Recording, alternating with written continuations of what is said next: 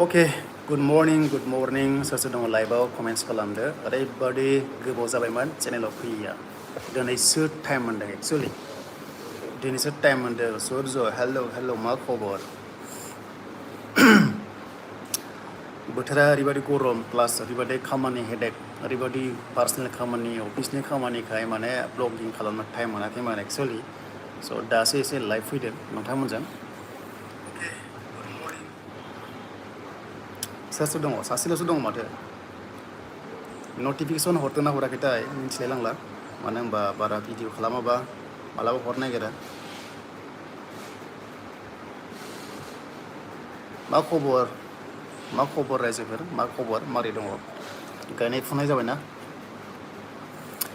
बिराद कमेन्ट्स खालामदोंमोन जुखामनिया मा जाखो होननानै आं एक्सुअलि टाइमखौनो मोनाखै खोन्थानो सानबाबो मालाबा मोजां A to Z हिस्ट'रिखौ खोन्थानोसै आङो माने दायो आं एसे अफिसाव दङ एसे ब्रेक टाइमखाय आं एसे लाइभ फैदों आरो दसे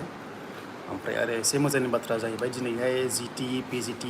केन्डिडेट्स क्वालिफाइड जानायफोरा माने सेलेक्टेड जानायफोरा एपइन्टमेन्ट लेटारखौहाय लागासिनो दङ नै बैयाव उदालगुरि कलेजाव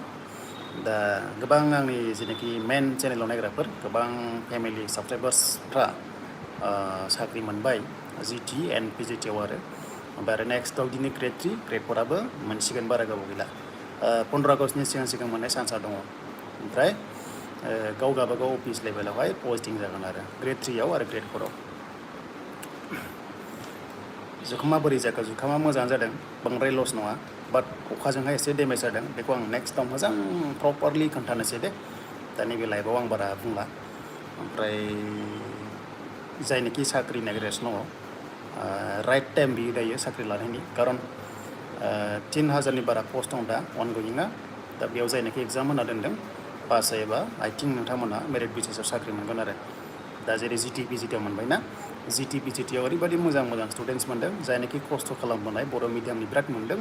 आरो प्राइभेट कलेज प्राइभेट स्कुलाव मावनो थाखानाय बर' मिडियाम स्टुडेन्टसफ्रा बिराद GT आव मोनदों प्लास PGT आवबो मोनदों आरो जायहा माने B.Ed दंमोन आरो दा फुरा लाइफआ दिनैनिफ्राय बिथांमोना साक्सेस जाबाय दा एपइन्टमेन्टखौहाय दिनै होगासिनो दङ नेक्स्टआवबो मोनगोन 15 आगस्टनि सिगां ग्रेड 3 ग्रेड 4 आबो चान्स दङ ओमफ्राय जायफ्रा बे फरेस्टआव पास जादों फिजिकेल टेस्टआ जुलाइहालागै जानो हागौ जुलाइनि 10 तारिख सिगां चान्सआ दङ आरो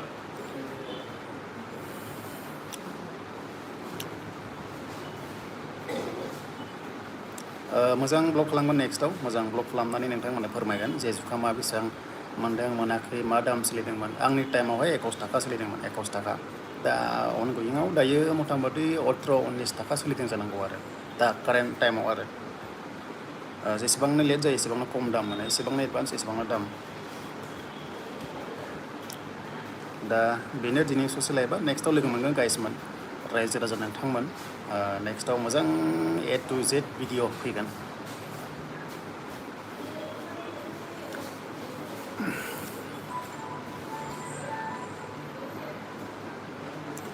बाखिथ' थिगानो खबर नङा होमबा बयनाबो थ' नेक्स्टआव लोगो मोनसिगोन गाइसमोन रायजो राजाफोर नेक्स्टआव लोगो मोनगोन एन्ड जायनाखि जब नागिरगासिनो दङ मोजां एग्जामबो होदो नेक्स्ट 22 जुनावहाय टेकनिकेल पस्टआ एग्जाम दङ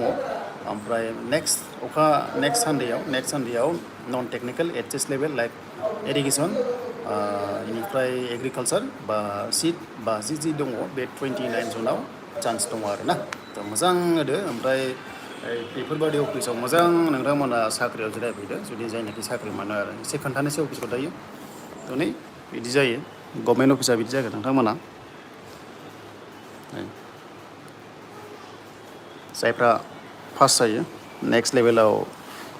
नैबे जोंनि PNRD आव फैनाय नङा खारन बे पस्टआ ओंखारथ'वाखै नेक्स्टआवसो ओंखारगोन नेक्स्टआव आरो PNRD लाइब्रेरि इनिफ्राय ओरै PHC फ्राव ओंखारगोन नेक्स्टआव 2026 आव आसा दङ